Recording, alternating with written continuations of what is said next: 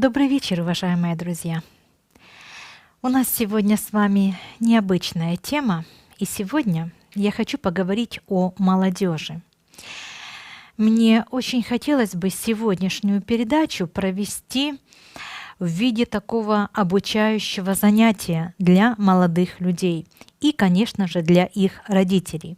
Поэтому все, что я сегодня вам буду объяснять и рассказывать, если вам что-то будет непонятно или же вы в чем-то не сможете разобраться, сразу пишите вопрос, и я снова вернусь к этому вопросу, к этой теме, и еще раз расскажу вам, может быть, уже с другой позиции или же другими словами, для того, чтобы вам все было понятно, все то, что вы услышите сегодня. Итак, сегодняшнюю передачу я посвящаю молодым людям. Я много думаю о молодежи. К нам приходят учиться молодые люди. И это прекрасно, это замечательно. Но какие же их ждут опасности в этом мире и какими они владеют возможностями? И давайте вообще поговорим о том, что сейчас грядет для молодежи и в какой ситуации оказалась молодежь. Я имею в виду ситуации переходного этапа, квантового скачка, где молодые люди также присутствуют в этом процессе. Этот творческий процесс, конечно же, очень сложный и очень непростой. И то, что происходит сейчас с молодежью, на самом деле, друзья мои, все очень-очень непросто. И первое, о чем мне хотелось бы вам рассказать, это моральное внутреннее состояние молодых людей. Вся проблема состоит в том, что родители, которые дают жизнь молодым людям, они не готовы сейчас дать эту жизнь молодым людям. Что значит не готовы? Они не готовы морально, они не готовы и этически.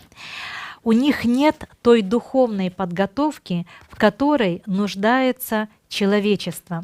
Вот это, наверное, самая серьезная, самая важная проблема, с которой столкнулось общество и с которой столкнулось человечество.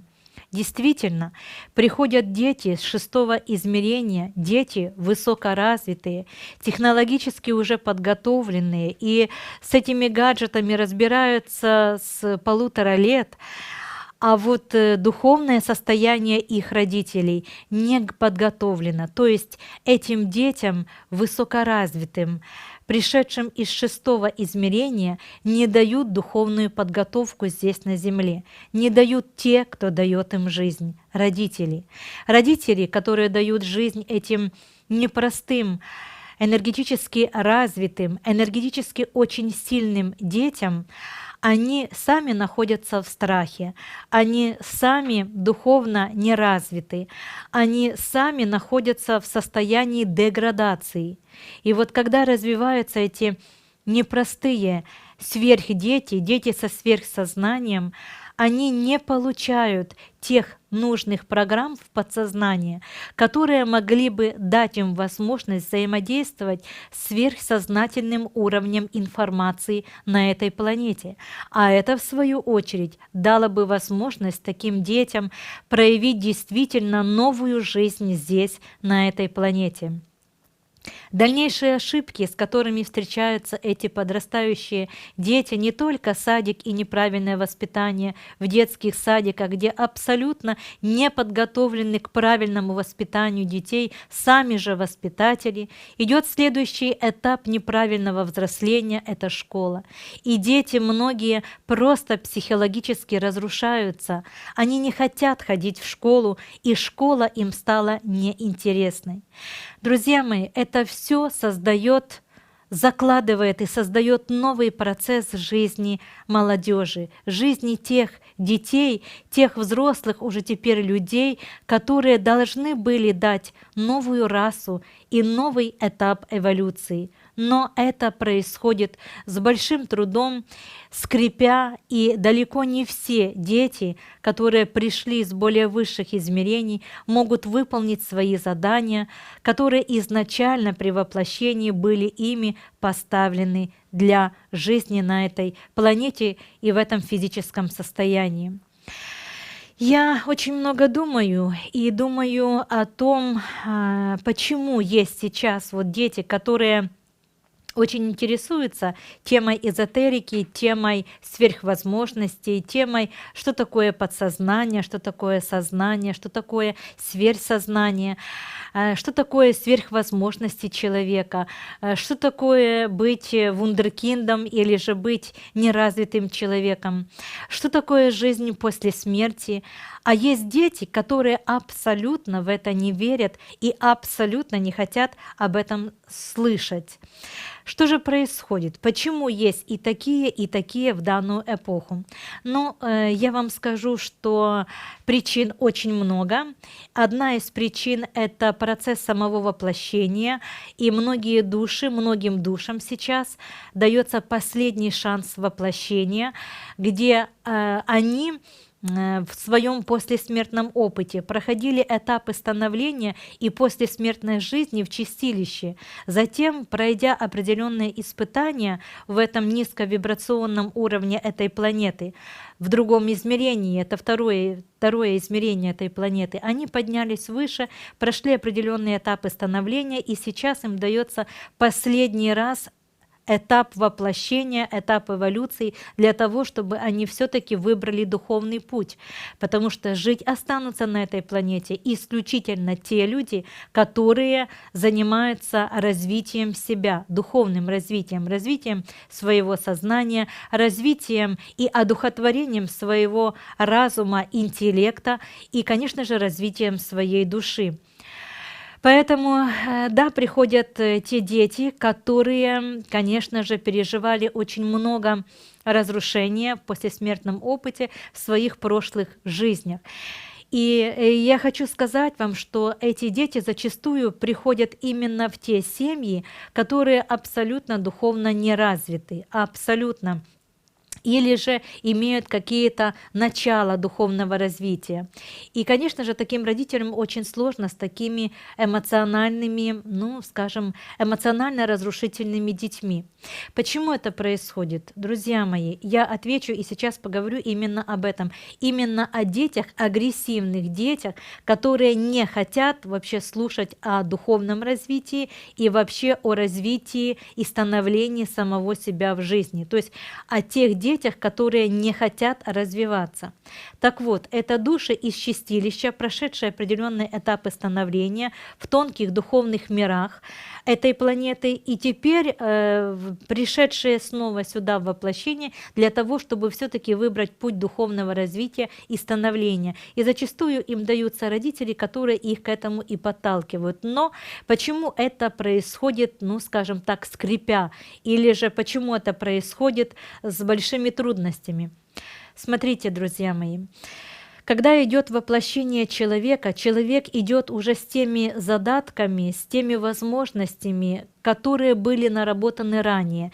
И эти все программы формируются в его подсознании. Придя сюда, если родители духовно развитые, они, конечно же, будут развивать такого ребеночка с детства, еще с, наверное, даже вот с детского садика. Они будут рассказывать ему о духовных законах, о космических законах, о правильности жизни, о правильности его морали. Но ребенок пришел уже со своим характером, он пришел со своими уже качествами и со своим даже видением этого мира. То есть оно у него есть подсознательно. И родители, бывает так, родители учат хорошему и прикладывают очень много труда, а оно злое, ненавистное, противное, разрушительное, не хочет ничего слушать, хочет только по-своему. Энергии в нем очень много, потому что такие души, они получают энергетический заряд не только с этой планеты, они его приносят из других более высоких измерений, из которых они приходят.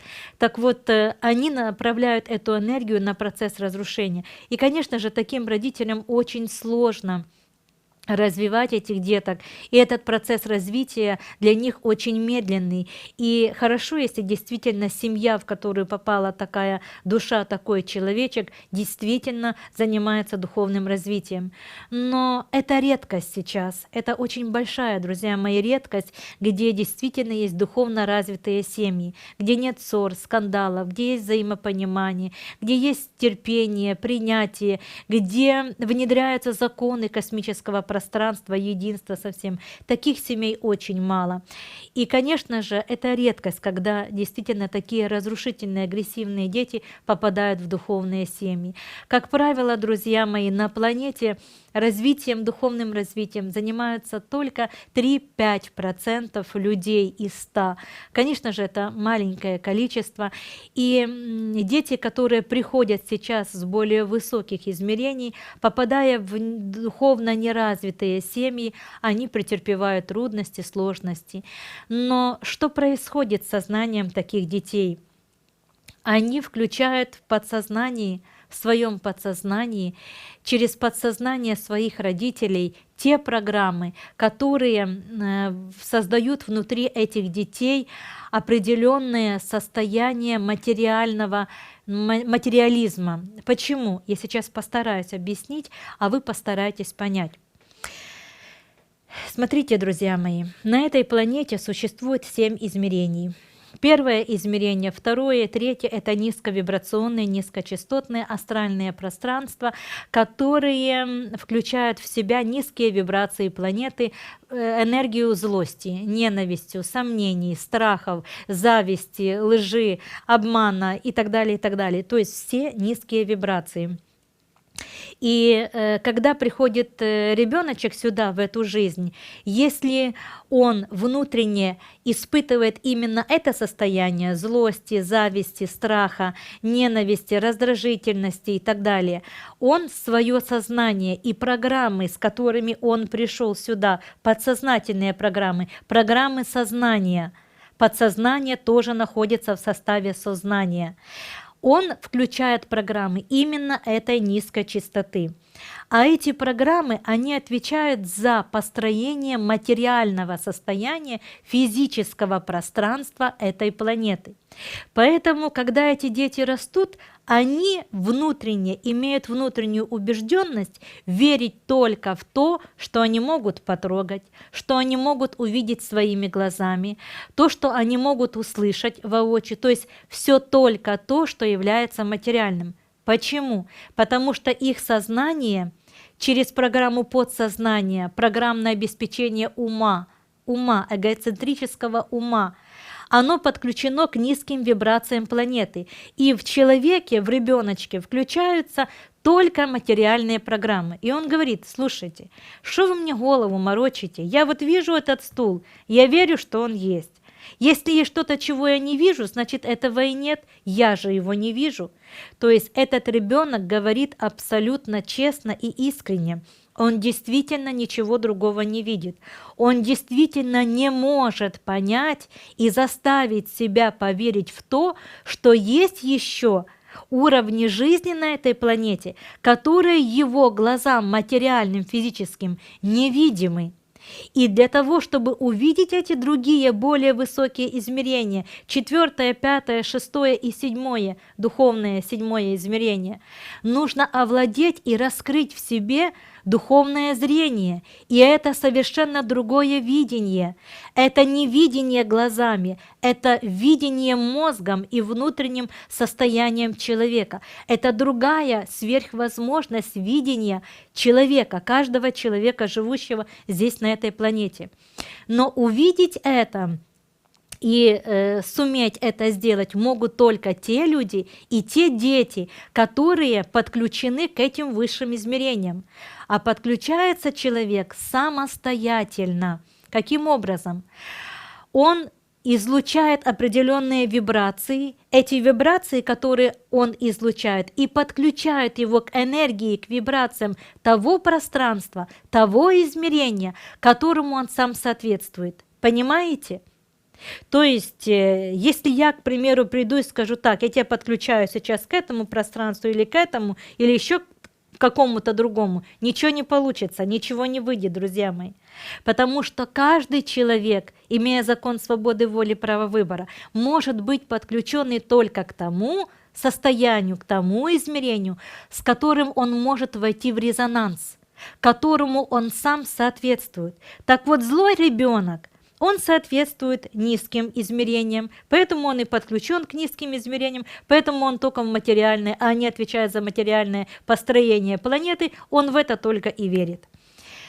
Ребенок, который приходит сюда с 6-го измерения, уже имея более высокие вибрации, уже имея уровень раскрытых сверхспособностей, он приходит уже с открытым этим же духовным зрением. И он встречается с родителями, или же не родителями, я просто имею такой опыт, с бабушками, с дедушками, которым интересна тема духовного развития. И вот эти детки начинают говорить и рассказывать.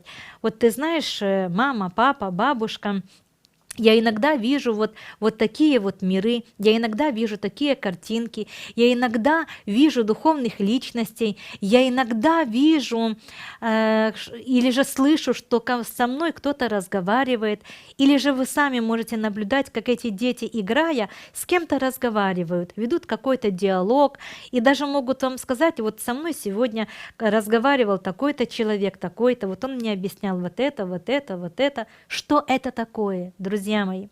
Вот это и есть духовно развитые дети, дети индиго, которые приходят с 6-го измерения уже с открытыми сверхспособностями и сверхвозможностями. И им бы хорошо было бы, чтобы родители из детства изначально, активизируя их программы подсознания, активизировали им процесс духовного роста и развития. Но что я наблюдаю сейчас? Когда эти духовно дикие, неразвитые родители слышат такого духовно развитого ребенка, они бегут кто куда и начинают говорить о том, что их ребенок психически нездоров. Или же говорят о том, что он что-то такое видит, ой, я этого боюсь, ой, я так этого боюсь. Они запугивают этих детей, они говорят, так, ты мне это не рассказывай. То есть вместо того, чтобы развивать это, они как дикари просто ребенка запугивают, и ребенок начинает бояться того состояния, с которым он пришел. А энергия-то у него высокая. Что происходит с такими детьми? Сам страх подключает их к низшим измерениям, а энергия у них сильная. Они пришли изначально, их тонкие тела из 6-го измерения, высоковибрационного, высокочастотного, энергетически сильного, если вам это будет понятно. И вот они эту энергию высокочастотную понижают до уровня 2-го, 3-го измерения, злости и страха, непонимания. Эти дети начинают бояться себя, бояться того, что они видят. Они не могут с этим разобраться, им никто не может ответить на их вопросы. И что происходит, друзья мои? Деградация, сумасшествие, понимаете? Сумасшествие действительно, когда ребенок не может объяснить, и родители ему не могут разъяснить, что же с ним происходит. Друзья мои, я об этом говорю не просто так. Я с этим сталкиваюсь практически каждый день в своей жизни. Каждый день в своем труде я сталкиваюсь с такими родителями. Родителями, которые не могут объяснить высокодуховно развитым своим детям, что с ними происходит, что такое духовные законы, что такое он сам, маленький человечек, который пришел сюда в эту жизнь. Не могут объяснить, а они сами не знают.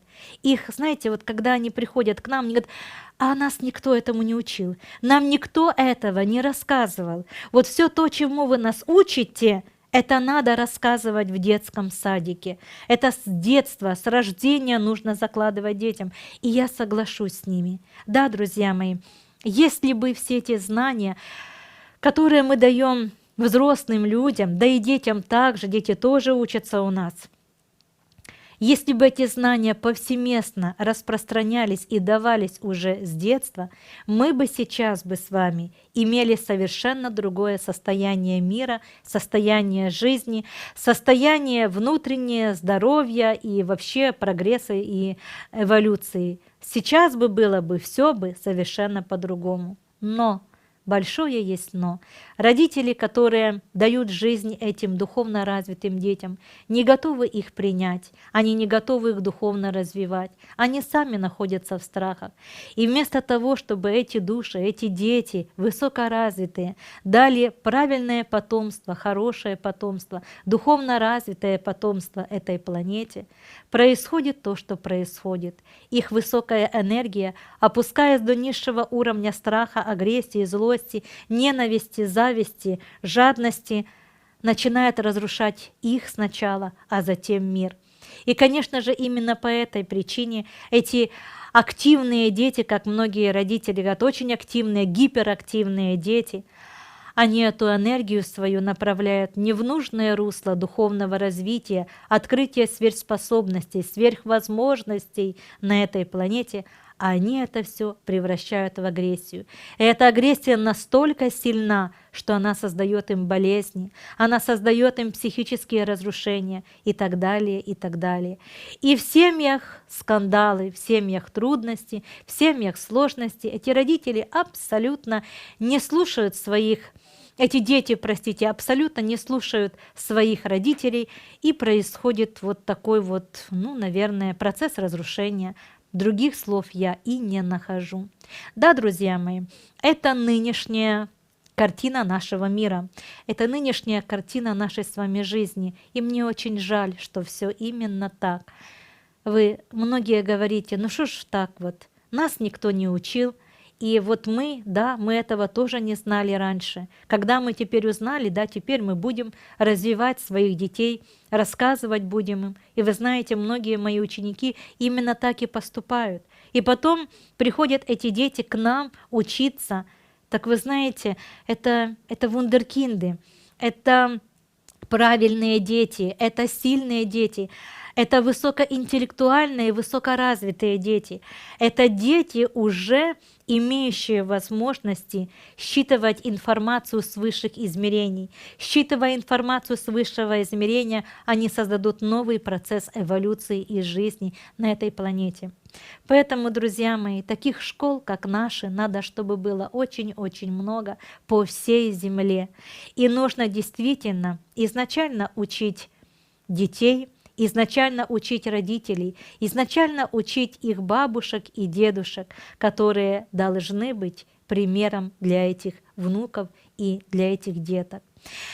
Да, это в идеале. Конечно же, в идеале, дабы знания, которые мы даем людям, это научные знания,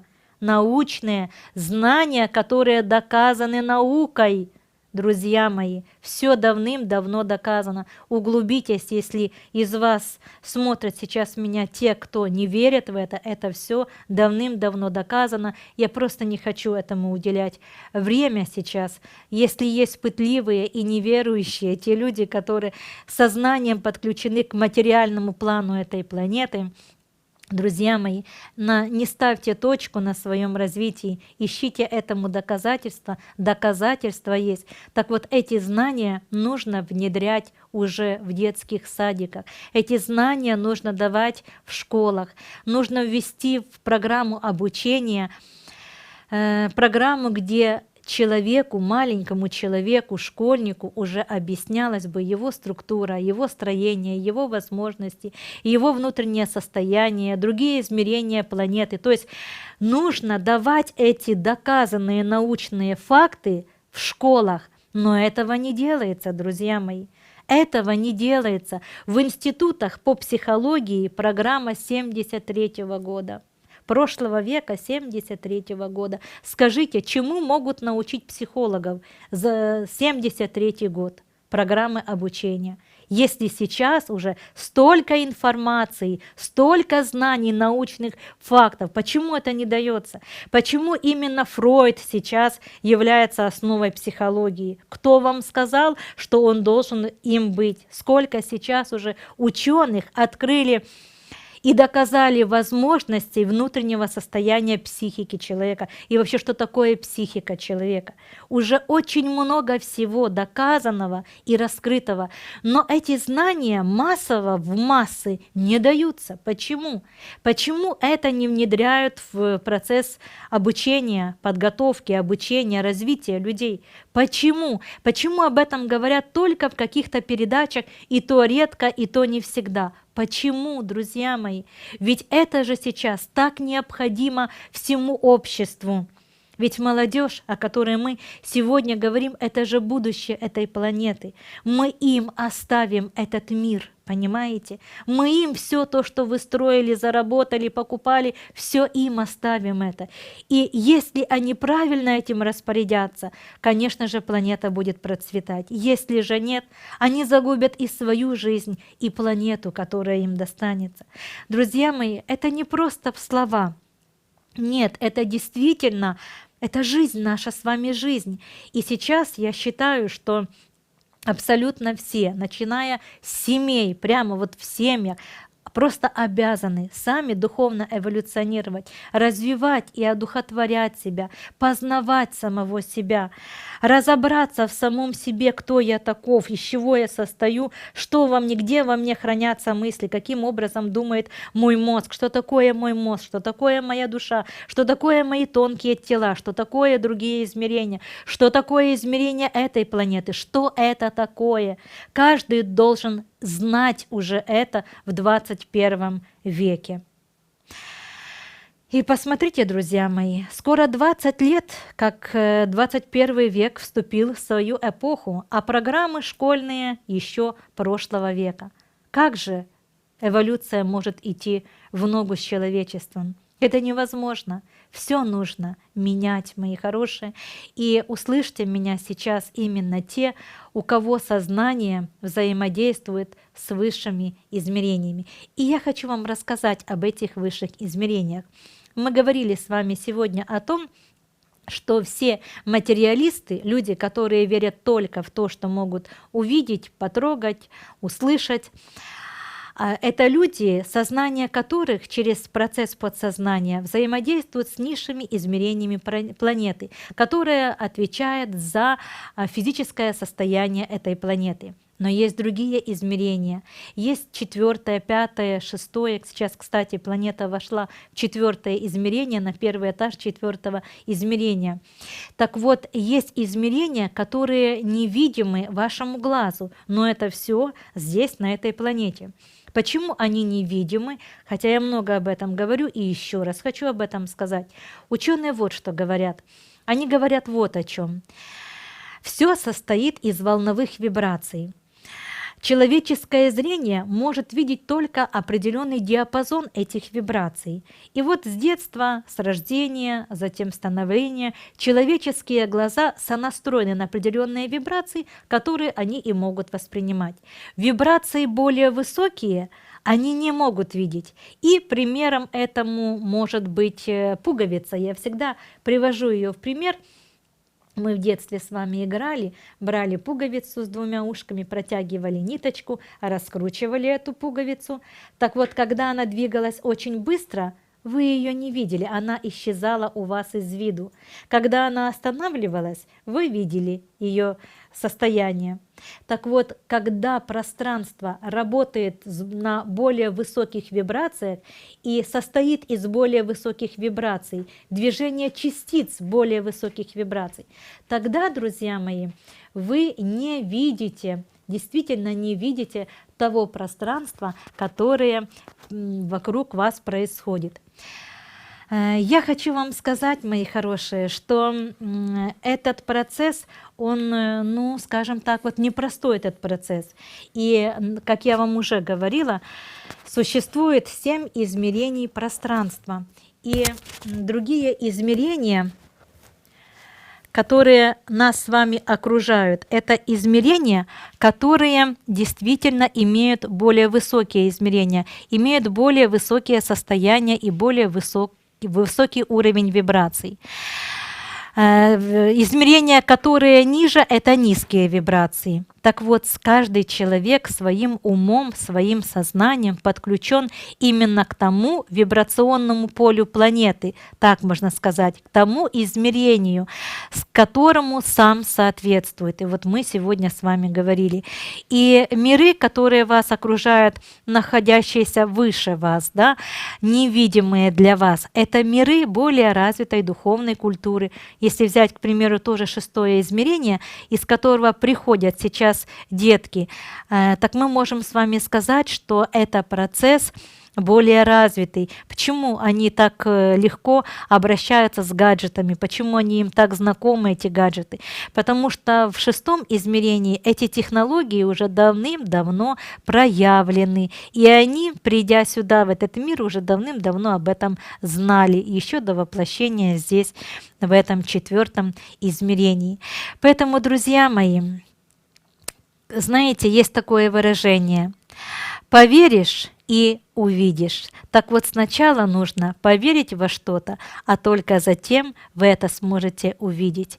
И многое вы можете увидеть не своими глазами, физическими глазами, а тем духовным зрением, которым каждый из вас владеет. Вот его-то и нужно раскрывать. Друзья, я готова к вашим вопросам. Что вам было непонятного? Давайте разберем. Все по полочкам. Добрый вечер. Первый вопрос у нас традиционно от Виктора из Днепра. Включаю запись.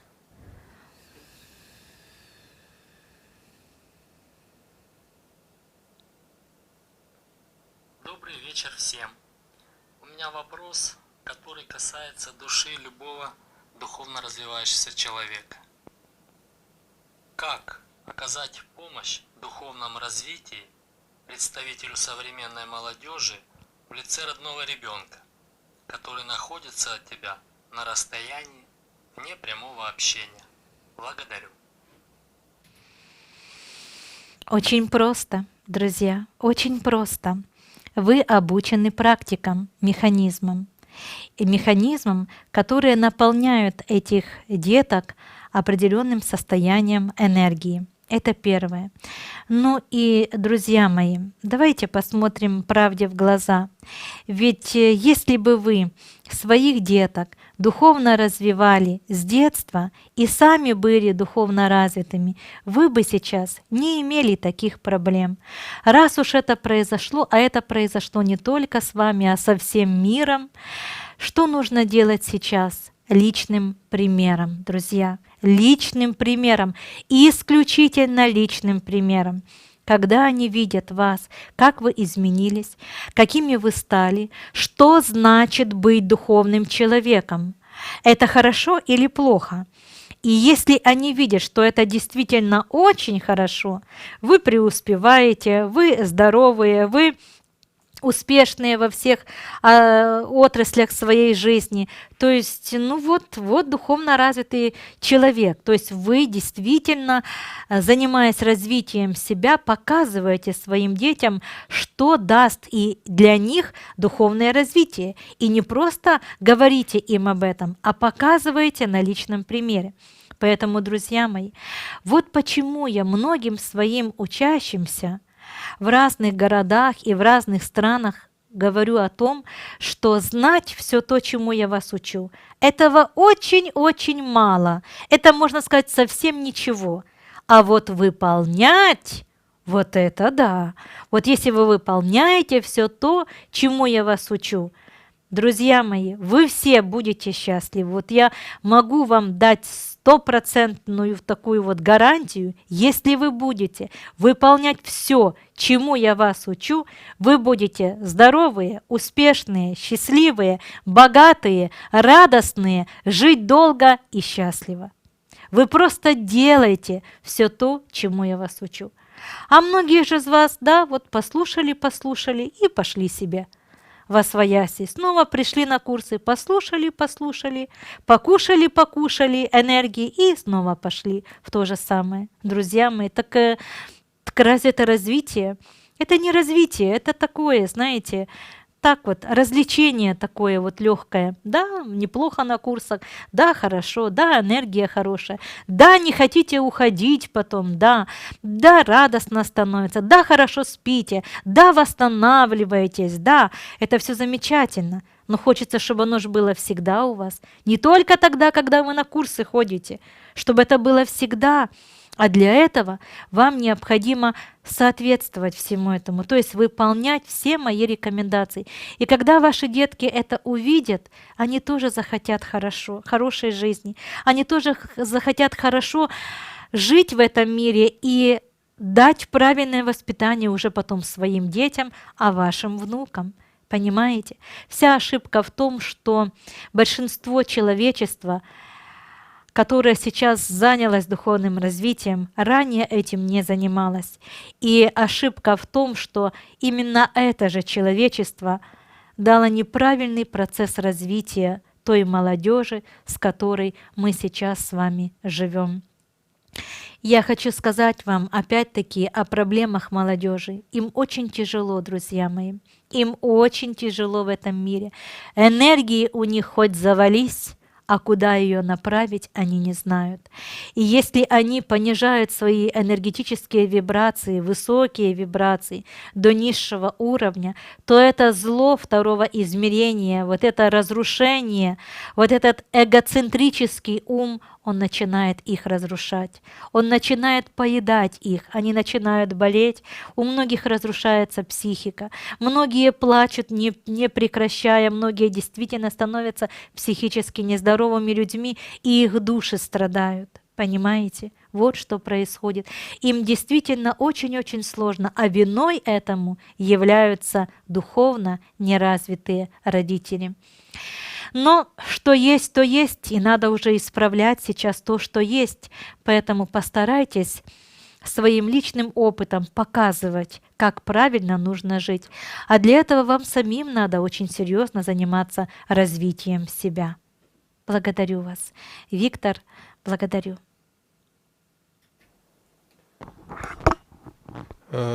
Следующий вопрос. Тут минутку хотел прочитать. Тут Яна пишет из Италии, она сейчас в Италии, пишет: мы включили вас на весь супермаркет в Италии. Пусть даже не понимают, но вибрации чувствуют. Дети, которые плакали, даже успокоились.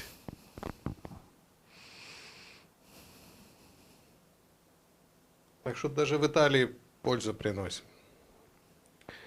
Следующий вопрос от Елены из Одессы. Наталья Владимировна, скажите, пожалуйста, детям же Бог тоже дал свободу воли и право выбора, но мы зачастую видим явные ошибки наших детей, которые приведут к негативному результату. Как здесь быть? Отпустить и дать им эту свободу или все-таки до какого-то возраста руководить и направлять наших детей?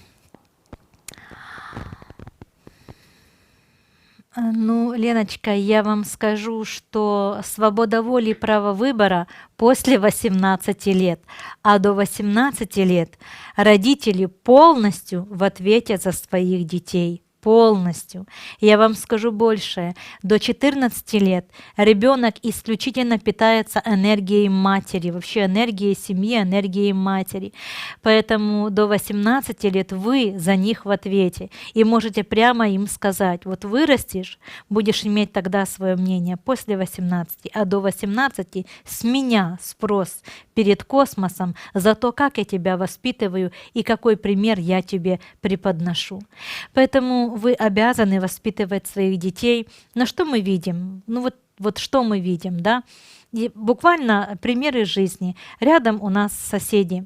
Я даже не знаю, как зовут наших соседей.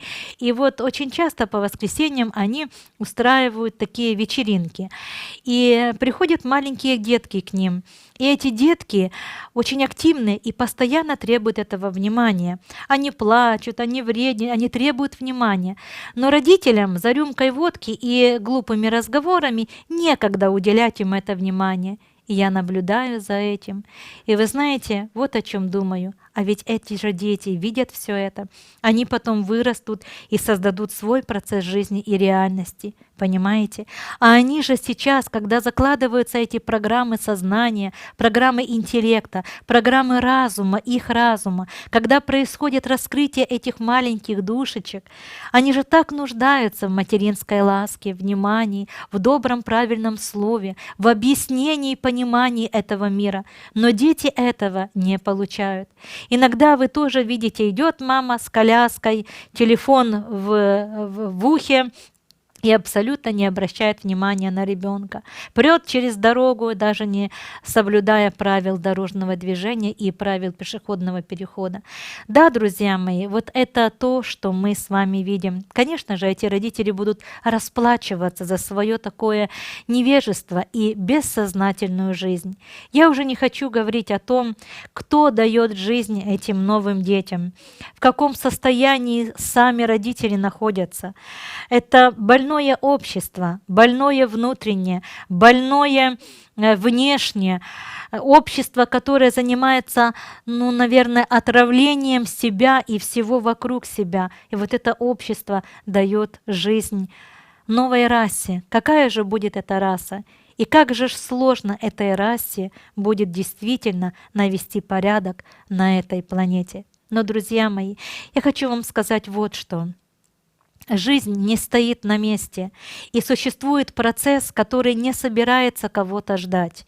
Существует процесс развития, план развития этой планеты, и кто успел сесть в поезд, тот поедет. Кто не успел, кто опоздал, значит не успел, значит опоздал, значит не сможет, значит такого человека больше не будет. Поэтому, друзья мои, то время, в которое вы сейчас живете, оно очень-очень-очень важно и очень серьезно для каждого человека. Вот те древние эпохи Кали-юги, которая уже закончилась, пришла новая эпоха, эпоха развития, эпоха эволюции, эпоха свершений и возможностей, в которой участвует наша с вами молодежь. И, конечно же, если эти молодые люди осознают это и серьезно к этому отнесутся и займутся развитием себя и познанием себя, это первое, что нужно сделать, то, конечно же, они смогут создать не только правильные, нужные технологии, которые смогут облегчить их труд физический, они смогут создать процветающий мир на этой планете. Поэтому давайте мы с вами будем делать все, чтобы наша молодежь была процветающая. А для этого вам, родителям, нужно стать для них примером. Вот что необходимо в первую очередь. Друзья мои, я жду ваши вопросы. С радостью жду вопросы, что вам было непонятного из того, что я вам объясняла, и что бы вы, может быть, еще хотели узнать. Следующий вопрос. Дима, 14 лет, из Вятских Полян, спрашивает, могут ли компьютерные игры мешать духовному развитию?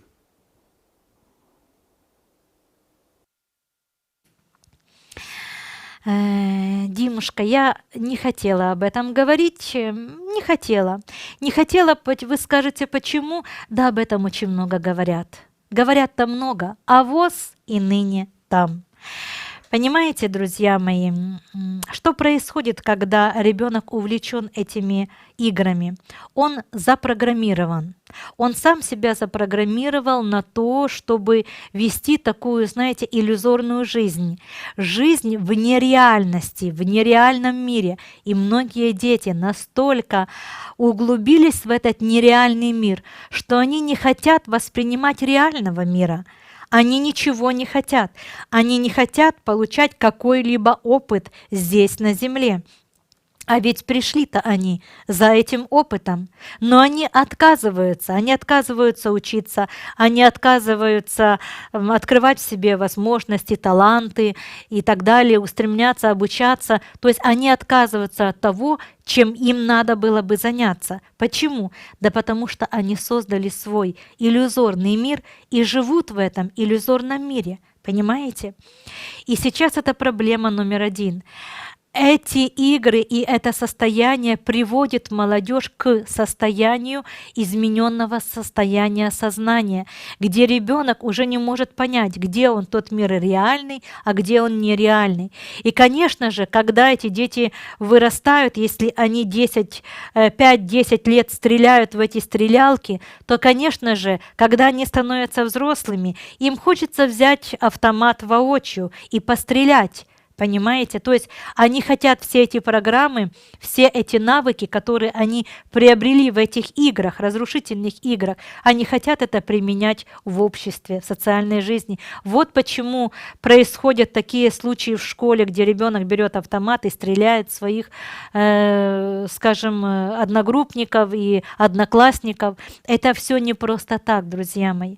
Это все не просто так. Вы знаете, у меня в жизни много-много лет назад, это я вот сейчас вспомнила и хочу с вами поделиться своим опытом, был такой случай из жизни.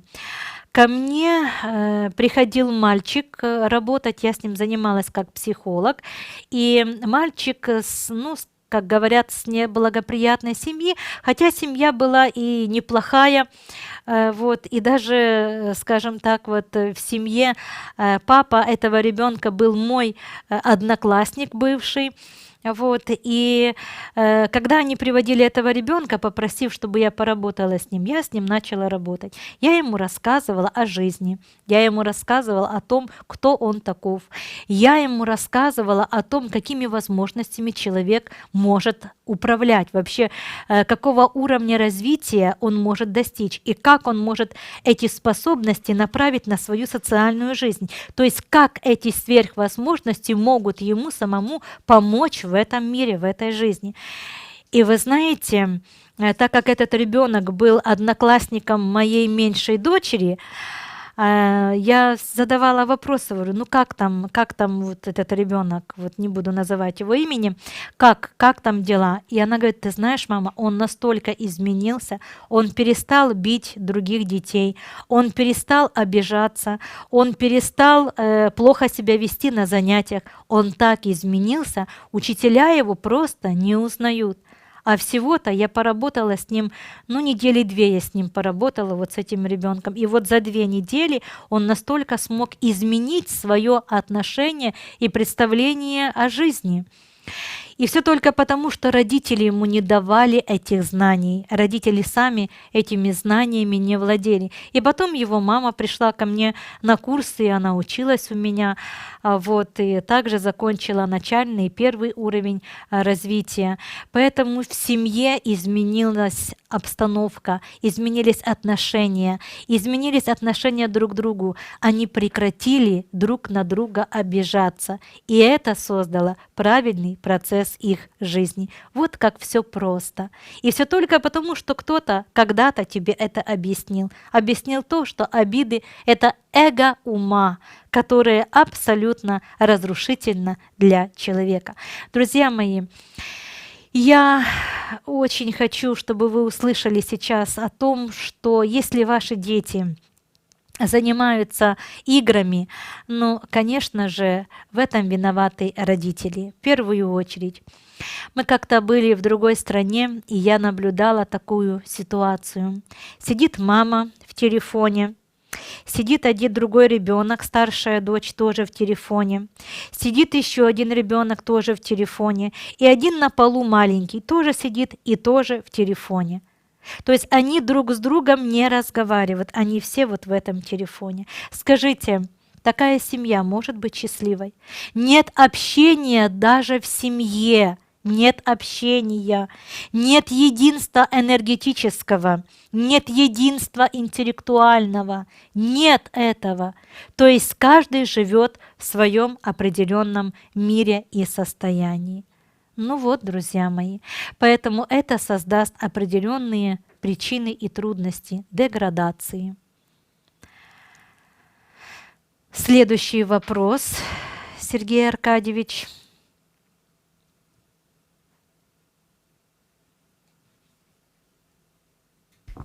Следующий вопрос Настя из Алтая спрашивает. Наталья Владимировна, добрый вечер. Я заметила вот у своего ребенка, у маленького такую закономерность, когда он говорит, что вот я не хочу идти в садик. Ну, там либо устает, либо просто ему не хочется. Но я его все равно и веду в садик, как бы объясняя, ну, что все-таки надо в садик ходить, что вот не с кем тебя оставить. У него после этого начинается какой-то процесс заболевания. Ну, не сразу, но там через несколько дней уж точно, как бы, там, ну, несерьезное, но тем не менее есть. И его как бы приходится оставлять дома. С мамой, конечно, то есть, ну, со мной остается. Вот как быть в такой ситуации? Ну, все-таки по запросу ребенка, когда ему действительно не хочется, лучше его оставить. Ну, в общем, очень хочется услышать ваш совет.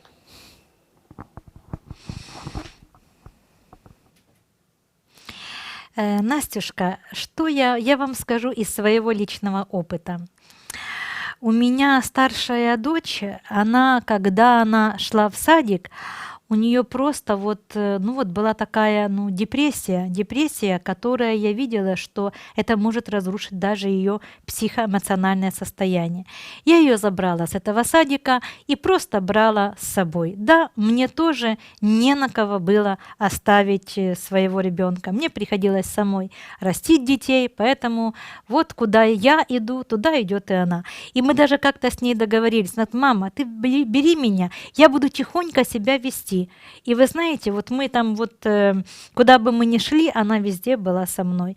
И она действительно себя очень тихонько вела, не мешала мне ни в чем. И заодно и развивалась, она познавала мир. И вы знаете, я увидела, что вот это общение, ее наблюдение, общение моего с людьми и моей социальной жизни, оно ее развивало. Ей хотелось этого развития. И она действительно, знаете, была вот как такая бабушка-старушка в свои там 3, 4, 5 лет. Она была очень-очень взрослой. Она даже видела ошибки родителей других и даже делала им замечания, рассказывала о том, что вот вы неправильно воспитываете своих детей, что нужно вот так и вот так, что вот так вот не нужно. То есть она была взрослым человеком. И все благодаря тому, что я ее брала с собой. Вот, друзья мои, вот это та проблема, с которой сталкивались и мы тогда, и сейчас общество продолжает сталкиваться с тем, что воспитатели в садиках не подготовлены воспитывать и развивать детей. Они остались еще своим сознанием в позапрошлом веке. А дети, которые сейчас вот живут, растут, да, это дети нового поколения. Почему же болеют эти дети после таких стрессов? Смотрите, все очень просто. Когда он не хочет идти, он начинает переживать, он начинает волноваться, он начинает печалиться, ему плохо внутри. В этом процессе он, конечно же, обижается на вас, что вы его все-таки туда ведете и все-таки туда отдаете. Происходит процесс разрушения клеток, падает иммунитет, активизируются инфекции, а когда человек в депрессии, неважно, взрослый он или маленький этот человечек, у него сразу очень быстро падает иммунитет. А иммунитет упал, инфекции активизировались, и ребенок день-два и заболел. Вот вам и ответ. Понимаете? Нужно делать все, чтобы ваши дети росли в радости, в любви, во внимании вашем. Уделяйте им внимание. Новое поколение, оно требует внимания вашего. Сами развивайтесь, чтобы вам было что сказать этому новому поколению, этим новым детям индиго со сверхвозможностями, со сверхэнергиями, со сверхзаданием здесь, на этой планете. Благодарю вас, Настюшка, за ваш вопрос. Он очень нужный для многих родителей.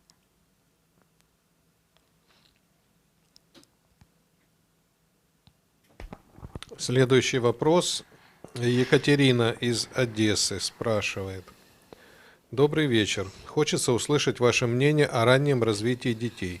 Есть много течений. Монтессори, вольфдорфская педагогика, ранняя интеллектуализация и, наоборот, развитие фантазии и воображения, а буквы и чтение после 5. Расскажите, какие главные задачи стоит поставить перед собой родителям в раннем развитии детей?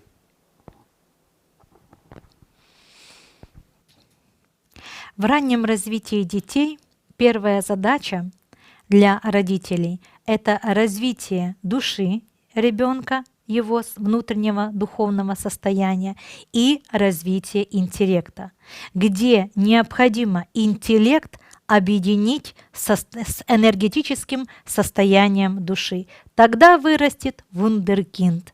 Тогда вырастет ребенок со сверхвозможностями, талантливый. Таких детей называют талантливыми. Если вы все-таки сейчас, не занимаясь духовным развитием ребенка, начинаете развивать интеллект, в таком случае произойдет то, о чем мы сегодня говорили в начале передачи. Его ум становится эгоцентрическим и подключается своими вибрациями для считывания информации ко второму низковибрационному, низкочастотному измерению. И это будут такие сильные материалисты, злые, сильные, которые пойдут по трупам, которые не будут никого ни щадить, ни жалеть и так далее. То есть это такие человека-роботы, у которых будут неразвиты души. Это в том случае, если высокий интеллект и он не одухотворенный. Он, конечно же, имеет силу, имеет вибрации, имеет уровень, да, уровень убежденности. Таким образом, такие дети, став взрослыми людьми, будут очень колючими, будут очень противоречивыми, будут спорить со всеми, будут воинственными, будут такими, они не будут соглашаться с чем-либо, тем, чего они не знают и не слышали. То есть это люди с тяжелой жизнью, с тяжелым будущим. А в отношении того, как развивать детей, вот развивайте их так, как я вас развиваю. Учите их тому, чему я вас учу. Этого больше, чем достаточно. Ваши дети будут наилучшими. Я вам скажу из опыта. У меня есть ученики, которые со мной занимались, наверное, лет 10 назад. Они приходили по тем и другим причинам, не имея детей. Потом рожали детей в процессе обучения. И вот какими рождались эти дети. Вот я сейчас вижу, прошло этим детям уже 6 лет, 7 лет этим детям, 8 лет есть детки, которым 8 лет. Это родились дети со сверхвозможностями. Это умнейшие дети. Дети, которые были зачаты у духовно развитых людей, это здоровые дети, интеллектуально развитые дети с высокими умственными способностями, а самое главное, они рассудительные, они добрые, они милосердные, они пытливые, они всесторонне развивающиеся. И вот сейчас эти слова могут подтвердить те, кто родил этих детей. Родил их действительно, вот мы их носили, мы их развивали. И родители, которые дали жизнь этим детям, это были родители, которые постоянно работали в практиках, в сублимации, в развитии сознания, в активизации центров головного мозга, в работе с высокими энергиями, с высокими измерениями. И оттуда и пришли эти дети для таких родителей. Почему? Да потому что они готовы были их принять, этих детей. Они сами стали духовно развитыми, и такое же дали им правильное духовное развитие. И они настолько умненькие, настолько интеллектуально развитые. Когда мама выходит на улицу зимой, то есть у меня такой ребеночек, его зовут Назарчик, вот ему 1 год и 8 месяцев, он лежит спокойненько, смотрит, что мама идет на улицу. И он говорит своей маме: «Мама, на улице холодно, одень куртку». Вот так говорит ребенок в 1 год и 8 месяцев. Вы даже не знаете, какие сейчас возможности у этого ребенка. И все только потому, что он рожден был у духовной мамы, у духовно развитой мамы. Хотя папа духовным развитием не занимается и особо в это так и не верит до сих пор. А вот мама остается и по сей день духовно развитым человечком. А зовут эту девочку Таня Рыбачук. Вот так, друзья мои. Я уверена, что она сегодня нас смотрит, а даже если и нет, то обязательно посмотрит эту передачу. Вот она родила этого ребенка, это сверхребенок. Если бы вы его видели, у него внешность взрослого человека. Он говорит как взрослый человек, понимаете? Вот как. потому что рожден в духовных вибрациях.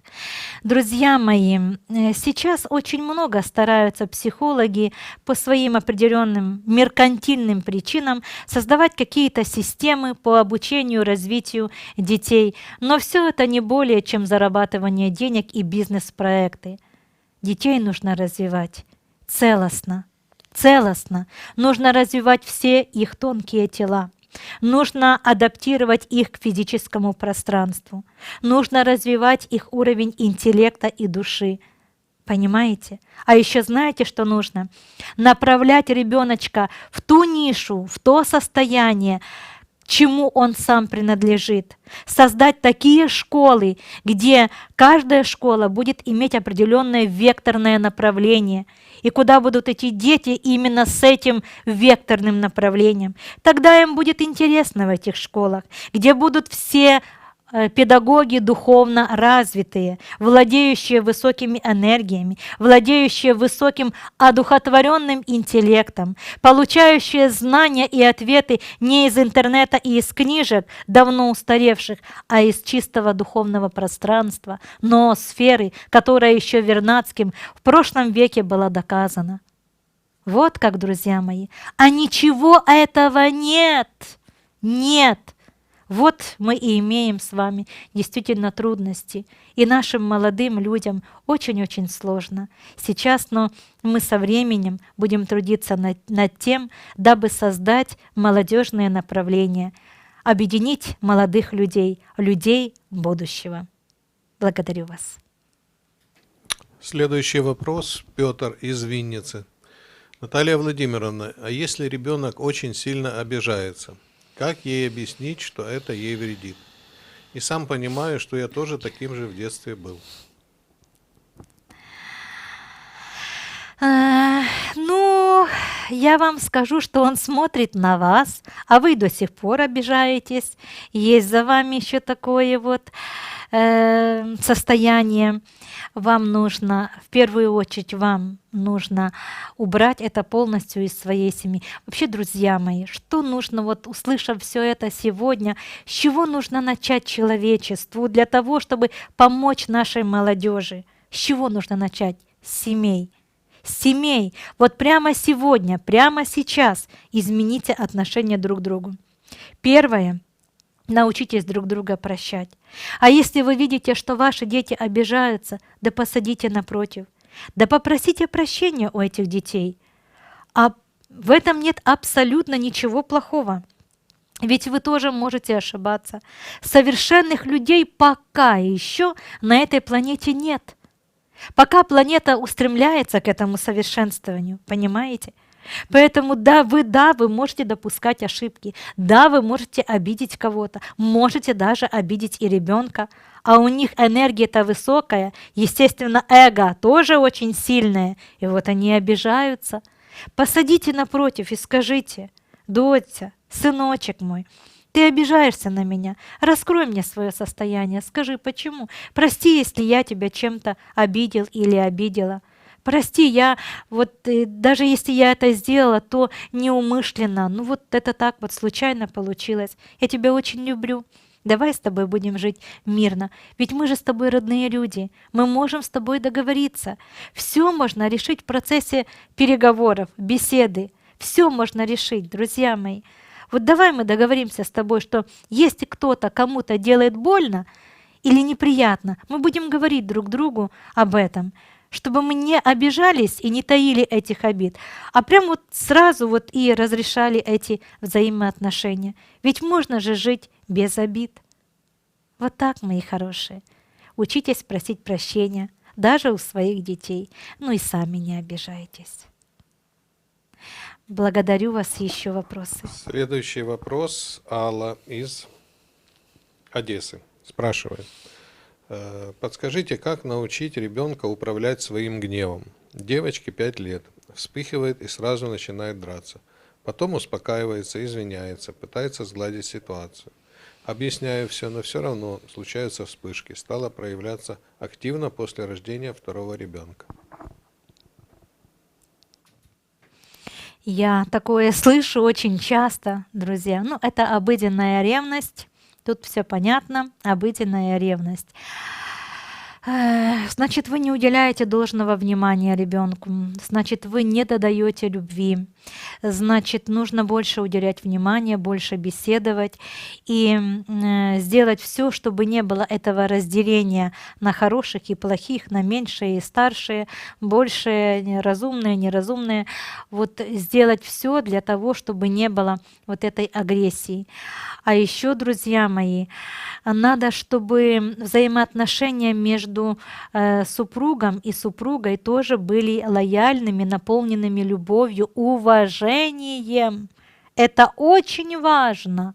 Если дети видят, что в семье хоть кому-то присутствует хоть какое-то неуважение, осуждение, обиды, все, вы потеряли своих детей, вы их потеряли. Они не будут такими, как они хотели бы быть в эту новую эпоху. Друзья мои, в семье должен быть порядок, единство, любовь. Любовь, друзья мои. Вам должно быть хорошо друг с другом, понимаете? Вот хорошо. Если вы видите, кто-то загрустил, не надо, ой, ты опять надулся, ты опять вот это недоволен. А вы подойдите и спросите, любимый, чем ты печалишься? Что тебя тревожит? Не расстраивайся. Эти мысли, они нереальны. Вот не относись к ним как к реальным. Все пройдет, и это тоже пройдет. Что тебя беспокоит? Все будет хорошо.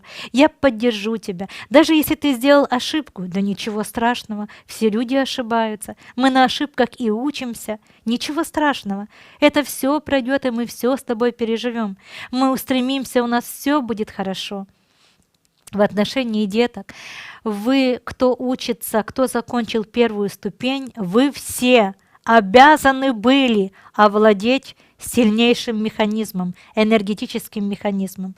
Он всем вам был даден, кто закончил первую ступень. Пользуйтесь аж.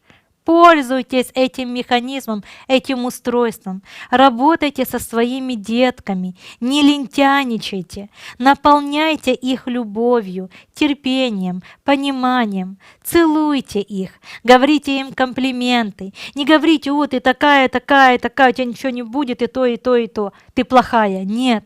Даже если она побила, даже если она рассердилась, а вы сядьте спокойненько и скажите, Доня моя, я знаю, что тебе больно. Раз ты это делаешь, значит тебе больно. Тебе плохо в душе твоей, я это знаю. Я не обижаюсь на тебя за то, что ты это сделала. Ты даже можешь у меня не просить прощения. Я не обижаюсь, ведь ты же мое творение. Я же дала тебе жизнь. Поэтому я не обижаюсь на тебя. Я хочу понять тебя. Я очень хочу тебе помочь, чтобы у тебя больше такого состояния никогда не было, чтобы ты всегда была радостна и счастливая, и наполненная прекрасным состоянием любви. Я очень тебя люблю, моя маленькая. Ты моя самая-самая хорошая. И я не представляю своей жизни без тебя. И я благодарна тебе за то, что ты меня выбрала как твоего родителя. И у нас с тобой все будет замечательно и прекрасно. Вы можете так сказать своим детям. Вот прямо сейчас вот так вот взять, сказать, поцеловать, прижать и просто любить. Видите, как просто? Следующий вопрос. Следующий вопрос, опять же, от Аллы. Это он как бы продолжение первого. Младшему 5 месяцев. Малыш очень чувствителен к людям. Иногда на метр не подпускает к себе. К больному человеку даже в дом с ним зайти не могу. Сразу громко плачет. То же самое с большими магазинами. Как помочь малышу? Хочется услышать ваше мнение. Аллочка, я знаю это дитё. Оно же это ваша сигнализация. Это та сигнализация, которая вам сигнализирует, куда вам ходить не надо и с кем вам не нужно взаимодействовать. Вы скажете, ну как же мне в магазин-то не ходить? Ходить самой, без ребенка. Чего вы таскаете туда этих детей? Что они там могут впитывать?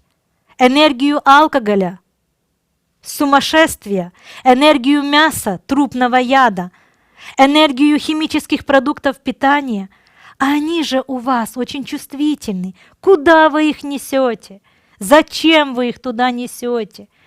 Вам их нужно нести на озеро, в лес, на природу, к цветам, в сад. Понимаете? Вот туда несите своих детей. Вот пусть они там наполняются этой энергией. И не буду я вам в этом помогать.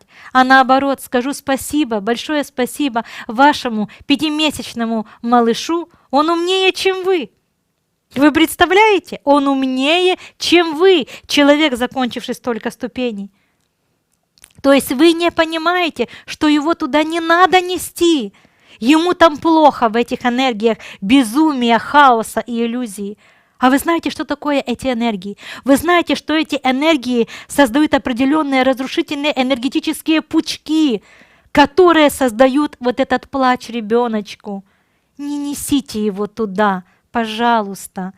Делайте все, чтобы ребенок слушал хорошую классическую музыку, чтобы в вашей семье было взаимопонимание между вами и вашим супругом, чтобы ваш супруг всегда был в хорошем состоянии пребывания духа, чтобы он тоже внутренне всегда отслеживал себя и радовался всему и принимал все, что дает ему жизнь.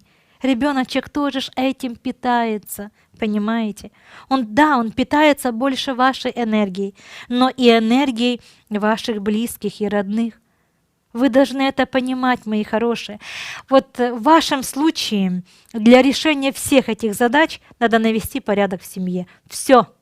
И не носить дитё по этим магазинам. Я когда вот иногда прихожу в эти магазины и вижу, как этих манюсеньких деточек таскают по этим супермаркетам. Неужели люди другого места для отдыха и развлечений не находят? Там же много грязной энергии. Кто ее там сублимирует? Кто? Откуда там те, которые могли бы это сделать? Благодарю вас. Следующий вопрос. Валентина из Одессы. Добрый вечер. Как влияют тату на их хозяев?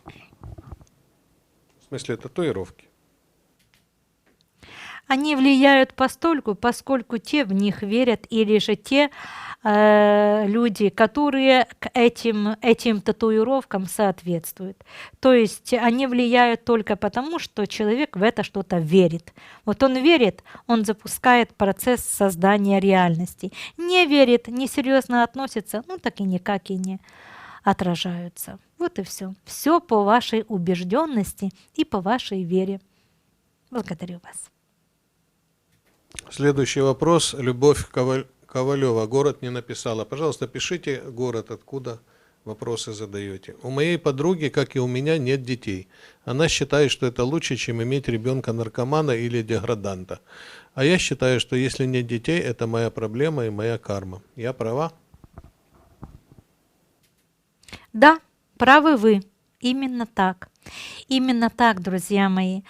Многие молодые пары сейчас имеют такую проблему, а все только потому, что в большем случае они едят те продукты питания, которые не дают процесса оплодотворения. Вот в чем проблема. Сухарики, чипсы, кукуруза, кока-кола, сладкие соки, сладкие воды, ну и так далее. Практически сейчас мясо.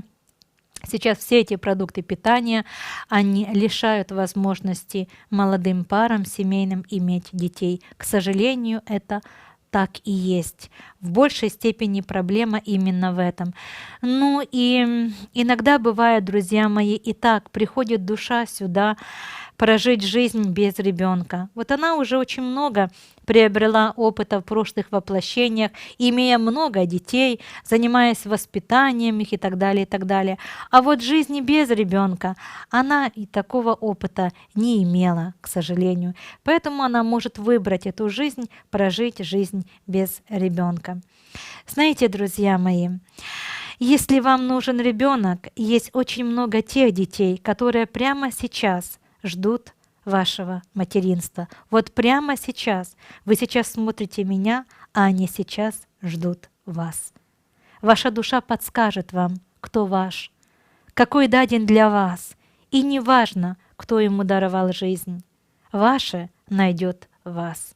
Случайностей не бывает. Бывает только закономерность жизни, и ваш ребенок найдет вас. И таких много сейчас, много тех, которые вас ждут. Благодарю. Следующий вопрос. Александр, Вятские Поляны. У меня с мамой с раннего возраста было непонимание. В подростковом возрасте начались сложные отношения, неуважение, хоть я и понимал, что неправильно себя веду. Очень сожалел, что был груб. Но ничего не мог поделать. Скажите, это эго или дело в маме? Всегда очень хотел понимания в семье. Ой, Сашенька, это и то, и другое. И то, и другое. Вы обижались на свою маму. У вас действительно не было понимания. Вы очень разные по внутреннему состоянию, очень разные люди. Поэтому вот и не было такого согласия между вами. Вы разные, но вы не случайно встретившиеся. Нет, случайных встреч не бывает. Вы выбрали родители себе свою маму, вы выбрали этого человека, это был ваш выбор. Ну а то, что нет взаимопонимания, сделайте сейчас все, чтобы среди вашей семьи было это взаимопонимание, чтобы ваши дети всегда были понятны для вас, а вы понятны для их. Может быть, именно для этого и был вам даден именно такой опыт. Ну а маму нужно любить, прощать и принимать такой, какая она есть. И где бы она ни была сейчас, пусть всегда свет души освещает ее жизнь, где бы она ни была. Благодарю. Оля из Винницы спрашивает.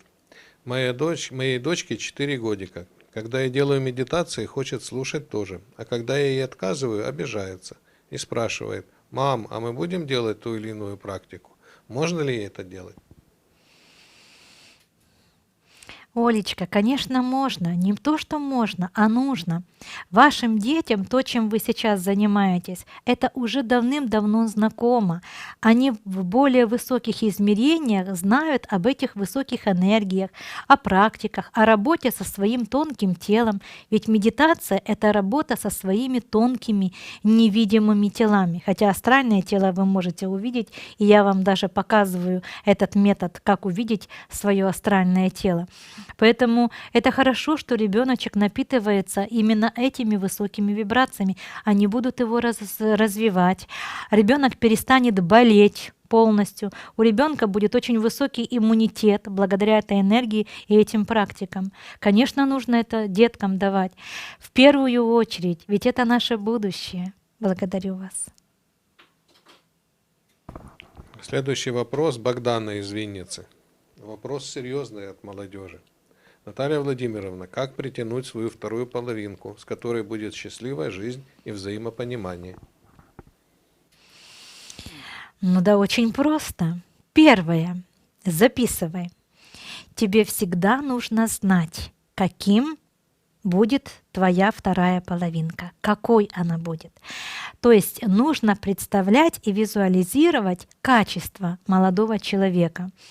Можешь даже внешние данные свизуализировать, каким ты хочешь его видеть внешне. Но самое главное, какими внутренними качествами ему нужно владеть. То есть за что бы ты его любила бы, и вот что бы ты хотела бы видеть в этом молодом человеке. Это первое. Второе. Всегда верить в то, что такой человек уже есть. Он действительно уже есть. Если у тебя есть мысль об этом человеке, то знай точно, есть и событие, и сам человек уже такой на земле уже существует. Если бы мысли об этом не было, значит и ситуации бы такой на планете бы не было. Сама мысль свидетельствует о том, что уже и ситуация такая сложена. Следующее. Ну, тебе, как девушке, всегда нужно ухаживать за собой. Конечно же, ты всегда должна быть причесанная, ухоженная, с макияжем. Ну, в общем, надо быть девушкой, которая сможет привлечь мужчину. Почему? Почему это важно именно для мужчин? Ну вот, изучая психологию, друзья мои, психология мужчин, она отличается от психологии женщин. Мужчины любят по внешнему виду. Они видят картинку, они влюбляются в изображение, а потом уже внутренние ваши качества. Поэтому они как внутренние, скажем, такие человеки, которые приходят сюда для того, чтобы продлевать род человеческий, так вот им надо разные образы. Они всегда влюбляются в разные образы. Они всегда вот ищут что-то новенькое, что-то интересное. Ну вот такое, такова их природа. И не нужно их осуждать за это, ну вот так вот. Нужно просто это принять как данность и, конечно же, женщине знать об этом и соответствовать, то есть быть интересной, всегда с макияжем, всегда правильно одета, всегда улыбчивая, убери вот эту стеснительность, зажатость вот такую вот. Ты же, когда на тебя молодые люди обращают внимание, ты же синеешь, не только краснеешь. Ты настолько этого стыдишься. Чего ты стыдишься? Ты себя стыдишься? Тогда зачем? Что в тебе не так? Что тебе в себе не нравится? Разберись в этом. Вот, ну я знаю тебя, я же тебя прекрасно знаю, ты моя ученица. Все у тебя прекрасно, внешность прекрасная, фигура прекрасная, да все как надо, душа прекрасная, ты очень талантлива. Друзья мои, я сейчас беседую с человеком, который в свои молодые годы пишет такую музыку и исполняет такую музыку, что это можно назвать только талантом. Ты действительно очень талантлива, очень талантлива.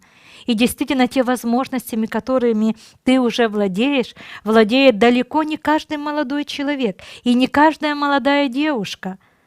Ты талант. Поэтому вот полюби в себе это, создавай эту музыку, сей этот свет и добро всем людям и знай, какой мужчина для тебя нужен. С каким мужчиной ты могла бы создать семью и свою жизнь. Будь убеждена, что такой человек уже есть. Благодарю. Будем заканчивать. Последний вопрос от Екатерины из Одессы. Она еще задает такой вопрос. Я столкнулась с жизненной задачей. Не учу ребенка давать сдачи. Его толкают, он просто стоит и не понимает, что это происходит. А чему учить? Я просто объясняю, что этот ребенок толкающийся хотел от него на самом деле. Сказала говорить ему стоп, не надо меня толкать. Расскажите ваше мнение в вопросе самозащиты у детей. Ну, Катюша, на самом деле вы все делаете правильно. Это вот как раз тот случай, о котором я сегодня говорила, что вот дети, пришедшие с более высших измерений, владеющие высокой энергией, не получая духовного и правильного вообще развития, и морального развития правильного, не получающие, это уже об этом свидетельствует, если ребенок так себя проявляет. Это говорит о том, что они эту энергию направляют на процесс разрушения. Они как-то хотят ее вымещать в этот мир. Поэтому это проблема, действительно проблема. Сейчас и за эту проблему платят духовно неразвитые семьи. Вам нужно рассказывать ребенку, чтобы он набирался милосердия, терпения, принятия. Ну вот так вот, да. Вот есть такие детки. Вот не нужно обижаться, нужно уйти в сторону, чтобы ребеночек успокоился. Сдачу давать — это самое последнее. Это, кстати, то, что вызовет агрессию у вашего ребенка. А если вызовет агрессию, заболеет проблема и так далее, разрушенное состояние, ну и так далее. То есть сразу масса причин и следствий. Поэтому сделайте все, чтобы не было агрессии у вашего ребенка и не было обид. Объясняйте. Вы знаете законы жизни, объясняйте своему ребенку. Друзья мои, это был наш завершающий вопрос. Наша передача подошла уже к завершению, к концу. Но мы будем работать с вами дальше Следите за нашим расписанием. Мы будем работать и дальше. Будем выбирать темы, которые интересуют и меня, и вас. И будем стараться разобраться в этой тематике. Я считаю, мы сегодня с вами очень хорошо потрудились и много разобрали вопросов. Вот мне хотелось бы, чтобы вы выучили эти вопросы, применили их в жизни и возрадовались от того, что вы это сумели сделать.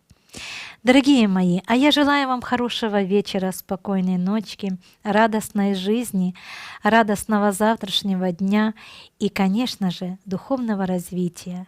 А еще, мои хорошие, я желаю вам всегда быть примером для своих детей. Ведь они губки, которые впитывают все то, что происходит в семьях. Начните прямо сегодня со своей семьи. Признайтесь друг другу в любви, попросите друг у друга прощения. Дайте слово друг другу, вот прямо сегодня, всегда говорить правду. И еще дайте слово, всегда эту правду понимать. Не злиться, даже если кто-то ошибся. Если даже кто-то что-то сделал не так или неправильно, прощать друг друга и принимать все, что есть в данный момент жизни. Начните с этого свою жизнь. Вот просто с этого. Забудьте все то, на что вы обижались ранее. Забудьте, его уже нет в данный момент вашей жизни. В данный момент есть вы, ваша семья, ваши близкие, родные и все то, что вас окружает. И от того, как вы сегодня завершите сегодняшний вечер, завтрашний день придет в жизнь.